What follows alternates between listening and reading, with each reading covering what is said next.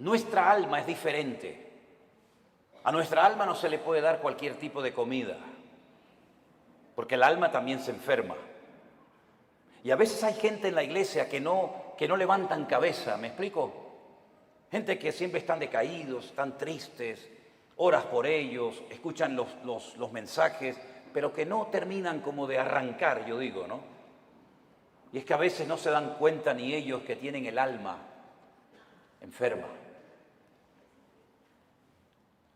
Y a veces dice, ¿por qué me viene a mí de repente esa tristeza cuando yo estaba bien la semana pasada? ¿O por qué me pasa a mí esta cosa o aquella otra? Y es que uno tiene que ir al manual, a la escritura, y pedirle al Señor olfato y discernimiento espiritual.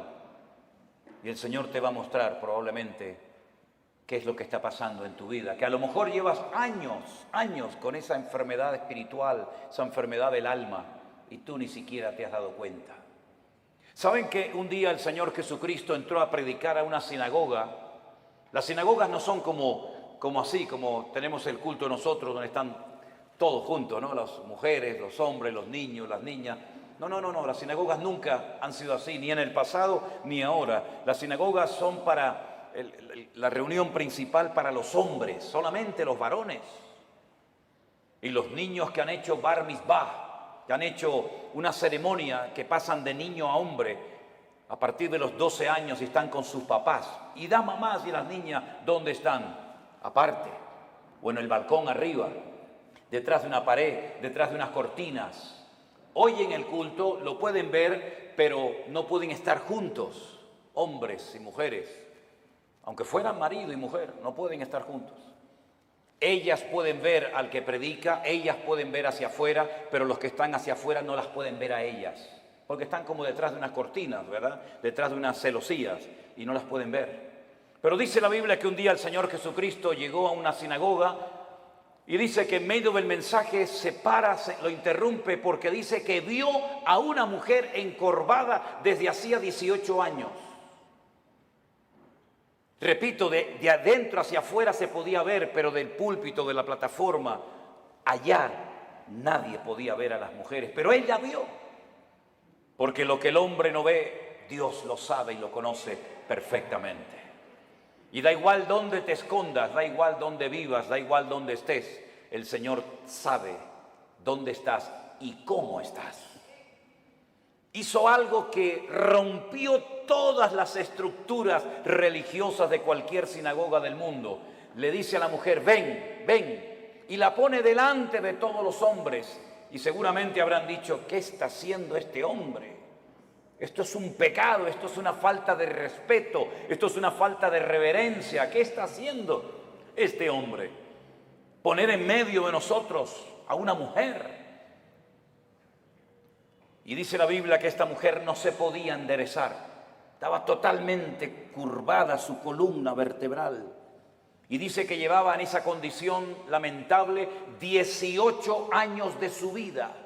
No se perdió un culto, no se perdió una reunión en 18 años, pero siempre estaba igual o peor. Y esa historia solamente está en el Evangelio de Lucas. Marcos no habló de ella, ni Mateo, ni Juan, pero Lucas sí. Y Lucas dice la Biblia que era médico. Y Lucas la observó, a Lucas le contaron los síntomas que tenía y él llegó a la conclusión de que de ninguna manera esta mujer nunca se iba a enderezar. Ahora, el problema aparentemente era un problema físico, pero sin embargo la Escritura dice que tenía espíritu de enfermedad y por eso no se podía enderezar. Fíjese la preposición, las preposiciones son muy importantes, hermano, muy importantes. Como cuando el Señor le dijo a Moisés, desde hasta será tu territorio, pero no te salgas de ahí porque no te voy a dar nada, pero desde aquí hasta allí todo será tuyo. Las preposiciones en la Biblia son tremendamente importantes. Y por eso dice la Biblia que de ninguna manera se podía enderezar, porque era una persona que estaba que tenía espíritu de, no dice un espíritu, sino espíritu de. ¿Y cuál es la diferencia entre tener un espíritu o tener espíritu de enfermedad? Bueno, tener un espíritu significa tener un demonio, ¿sí o no? Tener un espíritu significa tener una presencia demoníaca en tu cuerpo, y entonces cuando una persona tiene eso, las evidencias son muy distintas, amigo.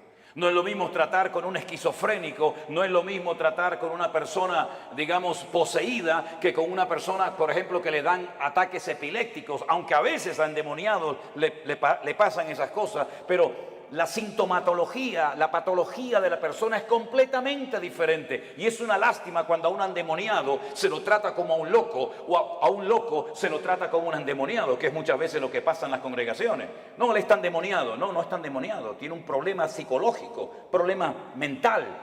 Por eso hay que orar mucho y pedir sabiduría y discernimiento al Señor para saber ayudar a cada persona según su verdadera necesidad y no lo que a mí me parece que tiene. Porque le puede hacer muchísimo daño a una persona, ¿verdad? Ella tenía espíritu de enfermedad, una tendencia a la enfermedad, una tendencia a ese tipo de problemas que se manifestaban evidentemente de una forma física. Es como personas que tienen tendencia al desánimo, tendencia a la depresión, una tendencia, ¿verdad?, a la crítica, una tendencia al desánimo. Cada uno de nosotros tenemos áreas de debilidad dentro de nosotros, ¿sí o no? Claro que sí, unos más y unos menos, unas más evidentes que otras, pero todos tenemos tendencia, ¿verdad? Hay gente que tiene tendencia a hablar más de la cuenta, ¿sí o no? Bueno, aquí no en Guatemala porque ustedes están en un nivel espiritual diferente al nuestro, ¿no? Pero hay gente que tiene una tendencia a... Me dijo una hermana, dice, hermano, ¿usted cree que yo tengo don de lenguas? Y la miré así de arriba abajo y le digo, no sé si lo suyo es don de lengua, pero tiene una lengua que parece un don, hermana. ¿Sabe? Así que esta mujer tenía espíritu de enfermedad. Jesús, cuando oró por ella, no se manifestó como el endemoniado gadareno, revolcándose, pateando, con espumarajos, con actos de violencia, sino que ella no se movió, no le pasó nada, no hizo nada dramático, no hizo un show, no hizo un espectáculo, sino que el Señor dice que puso las manos sobre ella, cosa que nunca hizo con ningún endemoniado, y le dijo, mujer, eres libre de tu enfermedad. Y entonces dice que ella inmediatamente se endereza. Y claro, el principal de la sinagoga, ante semejante milagro, tenía que haber dicho, gloria a Dios, qué bendición que a esta hermana, que la hemos tenido 18 años en la congregación, por fin puede enderezar su vida y hacer una vida normal. ¿No hubiera sido lo más lógico esa reacción? Pues no fue esa la reacción. No le gustó nada, no le gustó nada lo que estaba sucediendo allí. Y entonces se levanta y dice, 6 días hay en que se debe trabajar. En estos vengan, pero no en día de reposo. Vamos a ver, para entender esta palabra, hay que saber que durante la semana la sinagoga está cerrada prácticamente. El culto principal, para que me entiendan, es en el 7º día, en el día de Shabbat, el único día de la semana que según la Biblia tiene un nombre. Los nombres de la semana en la Biblia no son lunes, que es el culto a la luna, el martes al Marte, el miércoles a Mercurio, el jueves a Júpiter, el viernes a Venus, el sábado a Saturno y el Sunday o domingo al Sol. En la Biblia los nombres de la semana no tienen nombres, tienen números, día primero, día segundo, día tercero, día cuarto, día quinto, día sexto, Shabbat. El único día que tiene nombre es el 7º, porque el domingo es el primer día de la semana. Luego, cuando la gente va a la sinagoga es en el día de reposo, y él lo que está diciendo, venid durante la semana, pero no en día de reposo. Entonces, si en día de reposo no me dejas venir y durante la semana está cerrada, ¿qué es lo que está diciendo este hombre? No me vengan a molestar ni a cambiar mis estructuras religiosas en la iglesia o en la sinagoga, porque no lo voy a permitir. Ante semejante explicación, el Señor Jesucristo se levanta y le dice en el culto, en la reunión, hipócrita. Oye, qué culto tan interesante fue ese, ¿eh? Una mujer que sale detrás de una cortina, que se endereza, el otro que no sé qué, el otro que... Fue un culto muy interesante ese día, ¿eh? Cómo me hubiera gustado estar a mí allí, ¿no? Cuando el Señor se le queda mirando a este y le dice hipócrita, yo le hubiera dicho, dale, Señor, dale más. Hipócrita. No se levantan ustedes en día de reposo, que según ustedes no se puede hacer esto, ni esto, ni esto, ni aquello, ni aquí, ni para allá, y desatan su buey del pesebre y lo llevan a beber, y luego lo traen otra vez. Y a esta hija de Abraham, que Satanás la tenía atada, la tenía ahí oprimida, no se le debía de desatar en el día de reposo. No dijo liberar, dijo desatar, que es diferente. ¿Cómo es posible que hayas tenido en tu congregación 18 años a una mujer en esta condición y no has movido ni un dedo? Y vengo yo y hace un milagro el Señor a través de su vida y su ministerio, y te enfadas y te enojas por lo que ha sucedido. ¿Saben que hay personas que no quieren que Dios les sorprenda? Hay gente que no quiere cambiar, hay gente que está cómoda, hay gente que está muy cómoda, muy apoltronada con su rutina religiosa, pero el Señor ha venido para romper estructura. El Señor ha venido a su casa a hacer lo que quiere, porque al fin y al cabo la iglesia no es suya ni mía. La iglesia es la casa de Dios y Él es la cabeza, yo soy el cuerpo. ¿Te vas a dejar sorprender por el Señor o ya lo sabes todo? Esto no se puede hacer, esto sí se puede hacer, ahora de pie, ahora sentado. Pero ¿quién eres tú, el dueño de la iglesia? ¿Qué te has creído que eres tú en la iglesia? El que abres y cierras la bendición de Dios. El dueño de la iglesia no es el pastor, no es los ancianos, no son los diáconos, no es la mesa directiva. El dueño de la iglesia es Cristo, y si no es Cristo tienes un grave problema. Porque te has convertido en propietario de algo que no te corresponde. En vez de un administrador, en un siervo, que para lo que está es para servir y no para servirse de, como muchos hoy en día, que en vez de servir a la gente lo que hacen es que se sirven de la gente y todo gira en torno a ellos y se enfadan cuando no le dice a la gente: sí, pastor, sí, mi hermano, sí, el ungido, como si los demás no fueran ungidos igual que el pastor. ¿O usted no es ungido? ¿Usted no tiene el mismo espíritu que tengo yo en esta tarde? ¿Usted no lee la misma Biblia que yo? ¿Usted no va al mismo cielo que yo? Entonces, ¿por qué hacemos esas diferencias? No toque al ungido, no moleste al ungido. El ungido. ¿Y usted qué es? Si usted no tiene la unción que yo tengo, entonces usted tiene un grave problema. Si el Espíritu Santo que mora en mi vida no mora en la suya, entonces usted no es cristiano, porque hay un solo Espíritu, hay un solo cuerpo, hay un solo bautismo, hay un solo Dios y hay un solo cielo para todos y cada uno de nosotros. Y eso es lo que dice la palabra del Señor, mi querido hermano. Y no hay esas diferencias. Una cosa es el respeto y otra cosa es el servilismo. Hay gente que en vez de ser siervos son como esclavos del hombre, esclavos de la doctrina, esclavos de la denominación, esclavos del ministerio. No, usted no tiene que ser esclavo de nadie, usted tiene que ser siervo de Jesucristo. Ahora dice la palabra de Dios que esta mujer se enderezó, cosa que no podía hacer antes, porque la presencia del Señor llegó a ese lugar. Y donde está el Señor tienen que haber cambios. Lo que no puede ser es que una vida, una familia, una iglesia llamada cristiana estén siempre igual. ¿Qué es lo que hace mucha gente cuando se les predica claramente la palabra y se sienten incómodos? Bueno, lo fácil es cambiarse de iglesia, ¿sí o no? Me voy de esta iglesia porque aquí no hay amor, me voy de esta iglesia porque no cuentan conmigo, me voy de esta iglesia porque el pastor no me ama, me voy y se van a otra y después te enteras que ya no están en esa, están en otra y en otra y en otra. Es que muchas veces el problema lo queremos resolver cambiando de lugar en vez de permitiéndole al Señor que nos cambie el corazón y nos cambie nuestro carácter y nos cambie nuestra vida. Y muchas veces creemos que ya hemos llegado a un cierto nivel espiritual en el que ya no necesitamos cambios. Y la pregunta es, ¿cuántos de los que están aquí presentes quieren cambiar y quieren honrar y quieren glorificar al Señor? Levante su mano. Pues entonces, como Dios lo va a hacer a través de pruebas. Hoy se habló aquí de pruebas. ¿Saben? Dios no tiene que pedirle permiso a usted ni a mí para probarnos. Para nada. Y las pruebas por las que pasaremos a lo largo de nuestra vida, que pasaremos sí o sí, son proporcionales a nuestro nivel de fe y de madurez.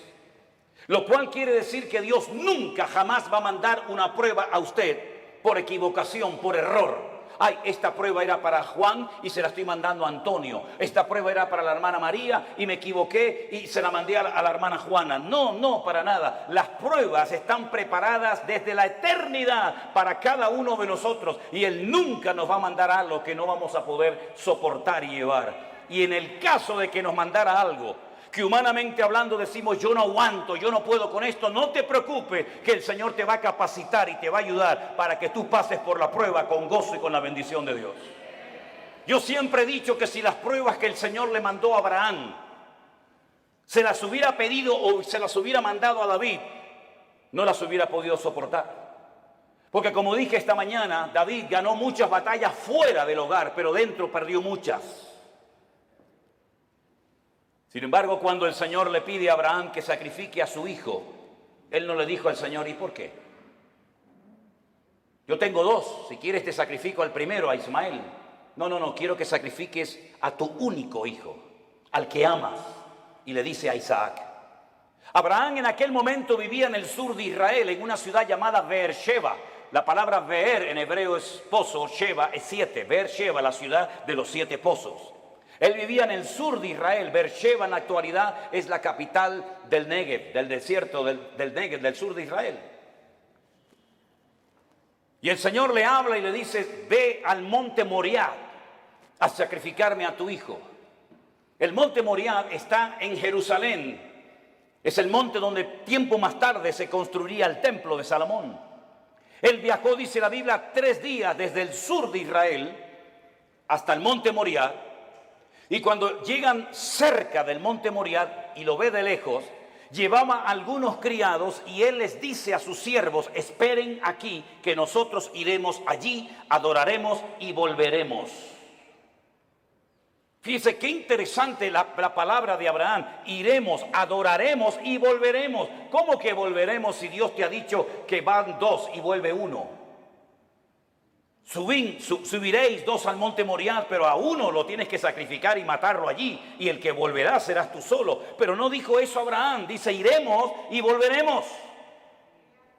No fue hasta el ministerio del apóstol Pablo, cientos, miles de años después de este acontecimiento, de la aquedá, como se llama en hebreo, de la atadura, que inspirado por el Espíritu Santo, el autor de la carta a los hebreos y también Pablo dijo que tenía este hombre tanta fe y tanta confianza en el Señor, que si sacrificaba a su hijo, el Señor se lo podía levantar de entre los muertos.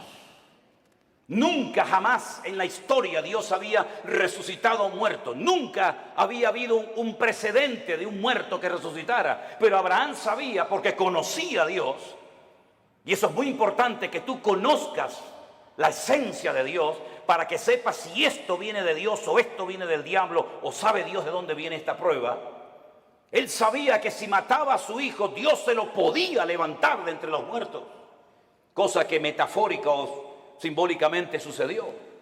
Ahora, muchos se han imaginado toda la vida que Isaac era como un niñito pequeño, que si no quiere ir lo empujo y lo llevo a la fuerza. No se equivoque, no es así. Yo he visto en algunas iglesias y he visto en las escuelas dominicales que presentan a un niño de 7, 8, 9, 10 años, que el papá lo sube encima de un altar, lo amarra, saca el cuchillo y lo va a matar. Es que no es así lo que cuenta la Biblia. Si usted saca cuentas, podríamos ir por los textos para demostrarle lo que le digo. Isaac tenía en ese momento 40 años. 40 años tenía el hijo de Abraham. Y por eso dice que iban ambos juntos, porque Isaac no era tonto. Isaac sabía perfectamente que un sacrificio necesita de una víctima, de un animal, cordero, cabra, oveja, buey o lo que sea. Y por eso él le dice al padre, padre, veo que llevas el fuego. Porque no era la primera vez que subía a un monte a sacrificar algo, a hacer un holocausto. Veo que llevas la leña, veo que llevas todo, pero falta lo principal, falta la víctima, falta el animal. Y el padre le dice, el Señor proveerá, hijo. El Señor proveerá. ¿Tú sabes que el Señor proveerá lo que necesitas? ¿Lo sabes? Abraham sabía que Dios iba a proveer lo que fuera, pero lo iba a proveer. Los dos caminaron lentamente hacia el monte Moriah. Isaac se somete a la voluntad del padre porque entiende que la víctima en ese caso, en ese día, va a ser él. Se deja amarrar, se pone encima del holocausto, porque la palabra que aparece en el texto original en hebreo no es que lo matara, sino que lo matara y lo quemara. Lo matara y lo quemara. Imagínate la prueba tremenda. E Isaac se somete y está dispuesto a ser una víctima inocente porque el Dios de su padre le ha dicho que así se tienen que hacer las cosas. Ahora, Abraham venía de una tierra donde sacrificar a hijos, sacrificar a niños, sacrificar a vírgenes, sacrificar a personas era lo más normal del mundo. Pero él sabía que el Dios de su padre no era un Dios que pedía víctimas inocentes de seres humanos. Pero aunque no entendía nada, se sujeta al plan y a la voluntad de Dios. Hermanos, nosotros no hemos sido llamados para entender todo lo que Dios nos va a pedir y todo lo que Dios va a hacer en nuestra vida. Gracias a Dios no tenemos esa obligación de entender las cosas, pero sí tenemos la obligación y el deber de obedecer a Dios, aunque no entienda la voluntad y la voz de Dios para mi vida. Isaac no dijo, ¿y por qué yo? ¿Y por qué no Ismael? ¿Y por qué esto? ¿Y por qué aquello? Sino se sujetó. Silencio absoluto. ¿Oyen ustedes a Isaac hablando con su padre?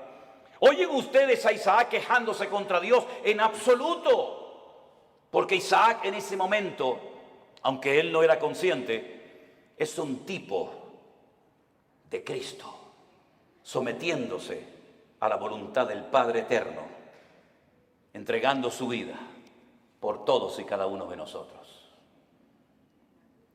Y en el momento en el que Abraham va a sacrificar a su hijo, dice que se oyó una voz del cielo diciendo, alto Abraham, no lo hagas. La prueba no se produjo porque Dios quería comprobar la obediencia de Abraham. Es que Dios no te prueba a ti, mi hermano, ni a ti, mi hermana, para saber cómo vas a reaccionar. Es que Dios no necesita probarte para saber cómo eres.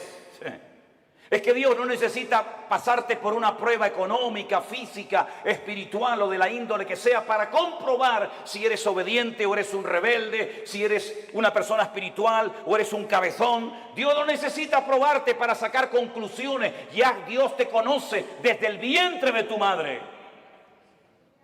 Las pruebas son para que tú descubras cómo eres tú realmente delante de Dios.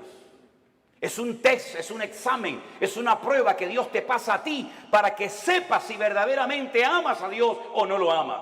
Para que te des cuenta si eres tan obediente como dices o aparentas ser. Las pruebas no son para demostrarle a Dios nada, son para demostrarte a ti mismo el tipo de creyente que tú eres.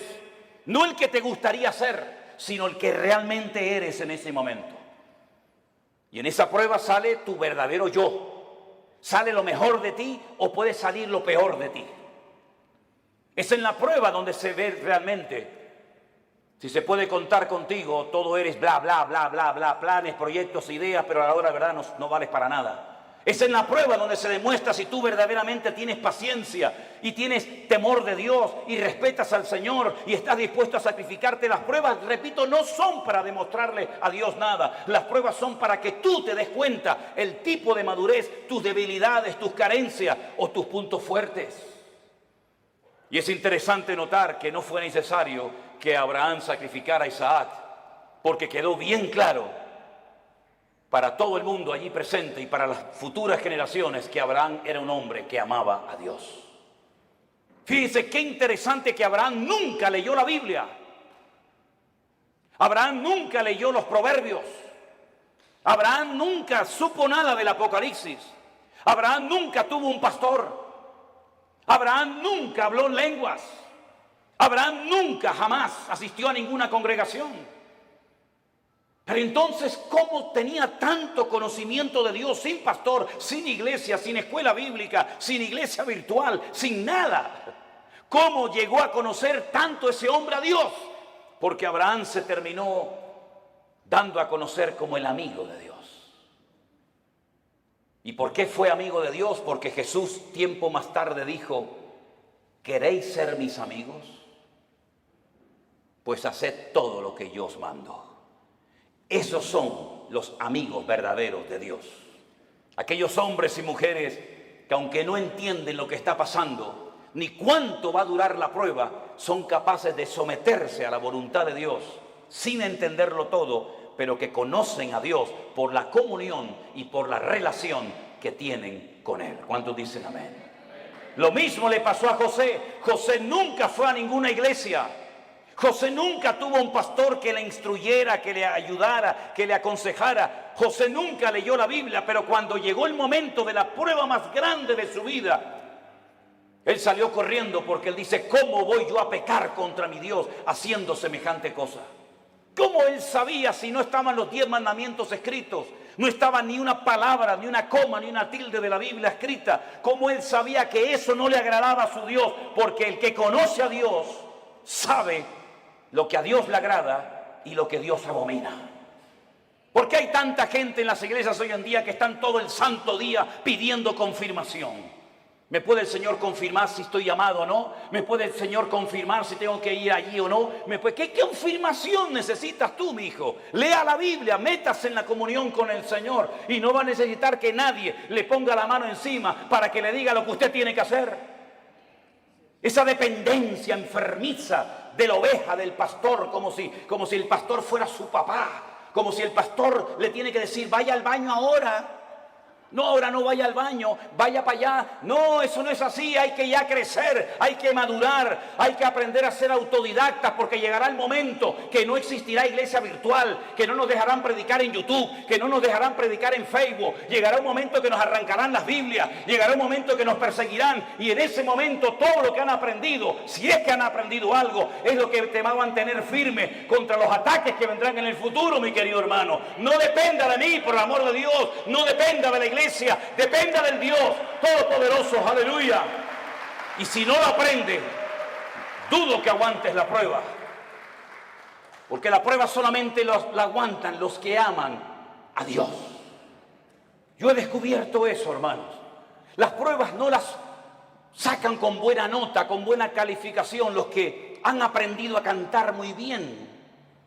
Las pruebas no las aprueban aquellos que saben, digamos, predicar muy lindo. No, las pruebas las aprueban con muy buena nota los que en el fondo aman a Dios con toda su alma y con todo su corazón. Porque cuando una persona ama, hace cualquier locura. Cuando una persona ama, está dispuesta a poner a un hijo sobre un altar y degollarlo como si fuera una bestia. Cuando una persona ama, es capaz de oír de los labios de Cristo, vas a morir crucificado como yo. Y Pedro dice, tú sabes que yo te amo, Señor. Cuando una persona ama, está dispuesta a estar solo en una cárcel, sabiendo que no estoy solo, sino que Él está conmigo y puedo terminar mi carrera y guardar la fe. Y cuando uno ama a Dios de todo corazón, puede escribir una carta diciendo, en mi primera defensa ninguno estuvo a mi lado, todos me desampararon. Pero no lo habla desde la amargura, no lo habla desde el rencor o el resentimiento, sino que dice, no se preocupen, hermano, Demas me abandonó, Alejandro me causó muchos males, el otro se fue por aquí, el otro se fue por allá, me sacaron de la celda, me llevaron al juicio, nadie estuvo a mi lado, pero el Señor estuvo a mi lado y me dio fuerzas, aleluya, y me guardó de la boca del león. En el peor momento de su vida, cuando todos, Timoteo, Tito, Priscila, Aquila, Silas, y el otro, tenían que estar con Pablo, ni uno apareció. Pero el Señor estuvo a mi lado y me libró de la boca del león y me seguirá librando. A Él la gloria y la honra y el imperio por los siglos de los siglos, dice Pablo. A ese nivel tenemos que llegar. A ese nivel de fe, a ese nivel de madurez, a ese nivel de esfuerzo y sacrificio es al que tenemos que llegar todos y cada uno de nosotros. Porque todos vamos a ser probados en mayor o en menor medida. Y dice la Biblia que los que son fieles y aman al Señor, Dios nos guardará de la hora de prueba que ha de venir sobre todas las naciones de la tierra.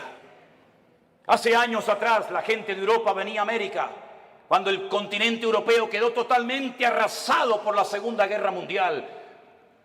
Alemania quedó destrozada completamente, Italia quedó destrozada, toda Europa plagada de muertos, edificios derrumbados, familias destruidas, 6 millones de judíos asesinados en los campos de exterminio nazi. No había esperanza, no había trabajo, no había comida, no había nada. La gente cogía un barco y se iban a Argentina, se iban a Cuba, se iban a Venezuela, como mis antepasados se fueron en barcos de vela a Cuba, Argentina, a Venezuela, porque eran países que ofrecían una esperanza a millones de personas que lo habían perdido todo, padre, madre, salud, casa, de todo. Pero ya eso pasó a la historia, mis queridos hermanos. Y más ahora que hemos conocido y hemos descubierto la perla de gran precio, que es nuestro Señor Jesucristo. Yo no necesito ir a los Estados Unidos para ser bendecido. Yo no necesito irme a países árabes o a Dubái, porque allá hay mucho trabajo. ¿Es que acaso el Dios de Guatemala o el Dios de Nicaragua o el Dios de Haití o el Dios de Cuba o el Dios de Japón es más pequeñito que el Dios de allá? ¿No ha dicho el Señor, yo estaré contigo todos los días hasta el fin del mundo? ¿No nos ha demostrado el Señor que eres el dueño de la plata y del oro? Que no es mi esfuerzo personal, sino es la misericordia y la grandeza de Dios lo que a mí me permite hoy comer, vivir, respirar y tener victoria en mi vida.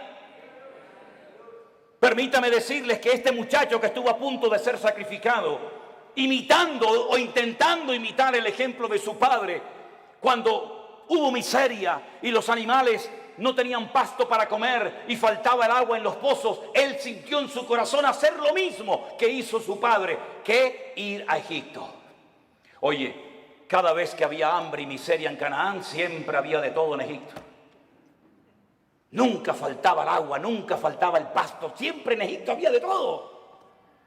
Y el Señor le dice a Isaac, no vayas a Egipto.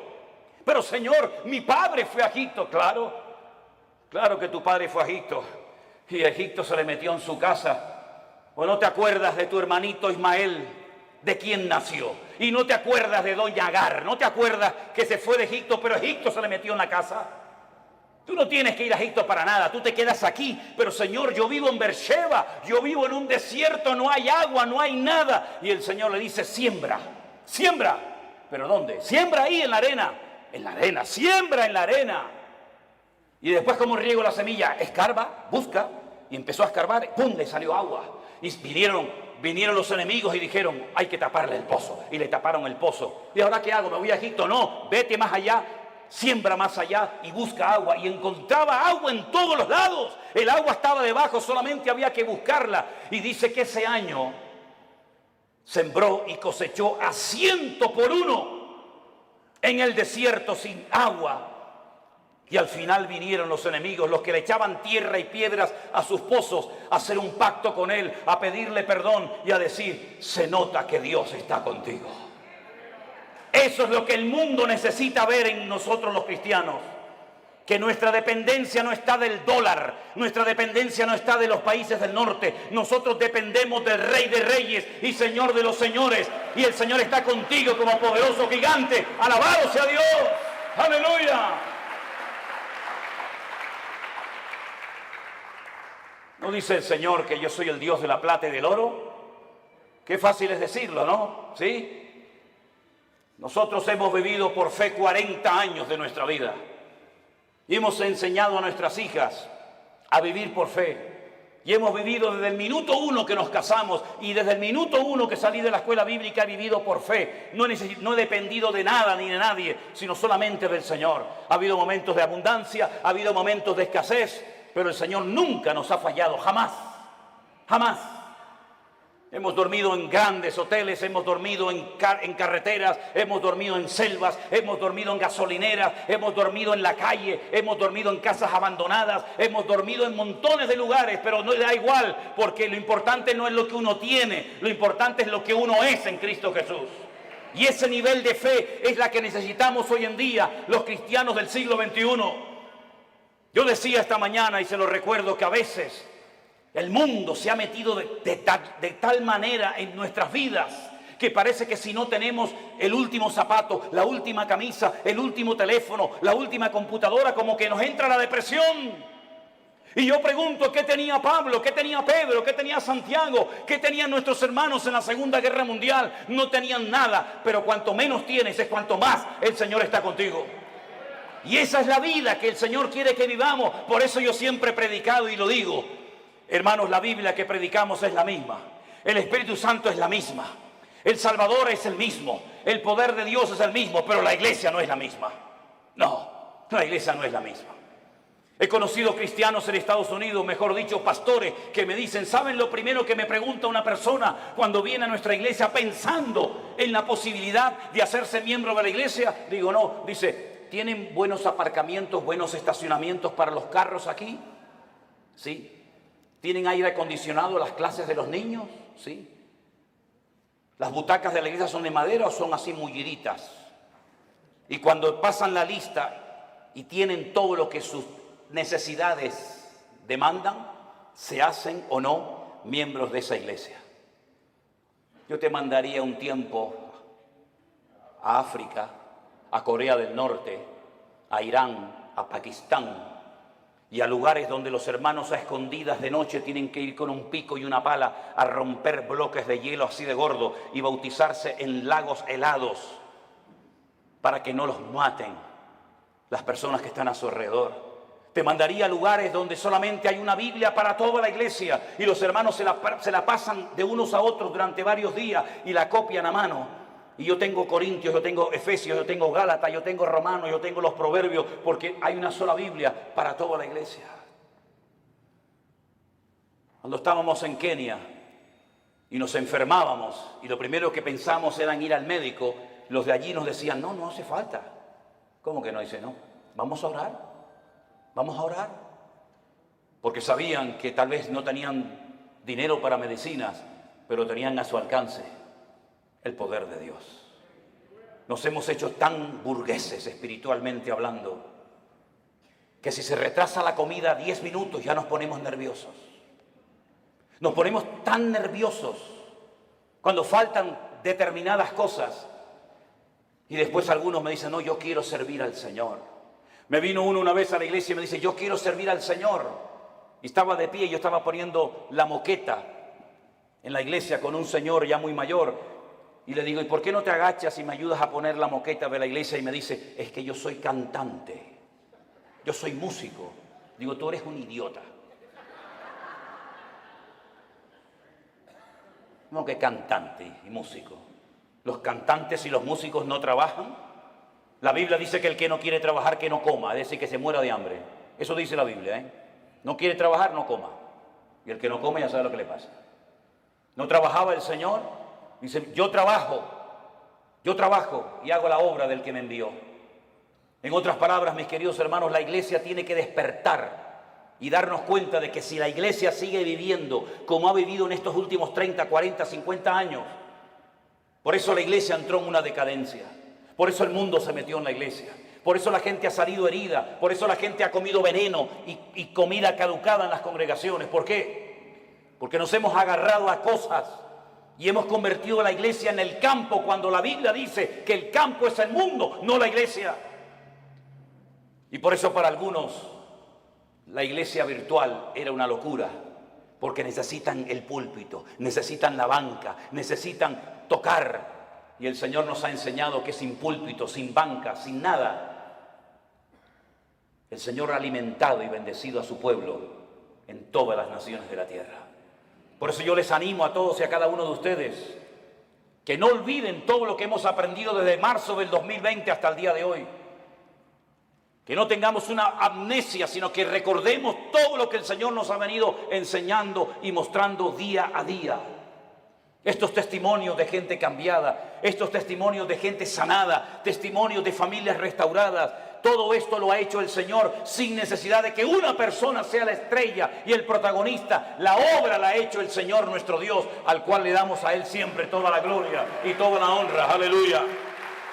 Así que mi querido hermano, Dios sí que nos guardará de las pruebas, claro que sí, pero nuestro nivel de madurez tiene que ser elevado. Me sorprendió mucho cuando fuimos a la cárcel el otro día, los pastores, sí, pastores que están allí también cumpliendo condena, privados de libertad, pero saben que ese es el momento y el lugar donde tienen que estar atendiendo y ministrando a otras personas. Cada uno de nosotros tenemos un lugar en el cuerpo de Cristo. Yo sé cuál es el mío y cuál no es el mío. Pero yo quiero que usted cierre sus ojos en esta tarde y a partir de hoy se proponga seriamente decirle al Señor cuál es mi sitio y cuál no es mi sitio. ¿Qué tengo que hacer y qué no tengo que hacer? ¿Qué tengo y qué no tengo? Pedro le dijo a aquel paralítico, no tengo. No esperes de mí plata y oro porque no tengo, pero lo que tengo te lo voy a dar. La Biblia dice que antes de que una persona sea usada, primeramente tiene que ser probada. Nadie puede ser usado en el reino si no es probado primeramente. Y el Señor sabe cómo probarnos y cuánto tiempo probarnos. Dígale al Señor, enséñame a gozarme en las pruebas. Descubre mi corazón para que realmente me dé cuenta si verdaderamente yo te amo o no te amo tanto. Hemos visto que el Señor nos ha bendecido, nos ha prosperado, nos ha usado. Pero todavía queda mucho camino por recorrer, hermanos. Muchas almas, muchos países que visitar, muchos lugares donde ir. Y si somos fieles y obedientes al llamado de Dios, Dios seguirá guiando nuestros pasos y fortaleciendo nuestras vidas. Señor, te damos gracias en esta tarde por este día de victoria, de bendición que hemos pasado juntos, Señor. Gracias por los hermanos que se han bautizado. Gracias por los testimonios que hemos oído. Gracias por el tiempo que hemos podido pasar juntos en armonía. Pero sabemos que estos solamente son unos pocos días, que la vida realmente está allá afuera esperándonos. Yo te ruego, Señor, Dios del cielo y de la tierra, que traigas madurez a nuestros corazones y a nuestras vidas. Que estemos dispuestos a ser probados y a gozarnos en las pruebas. Bendito sea tu nombre, Señor.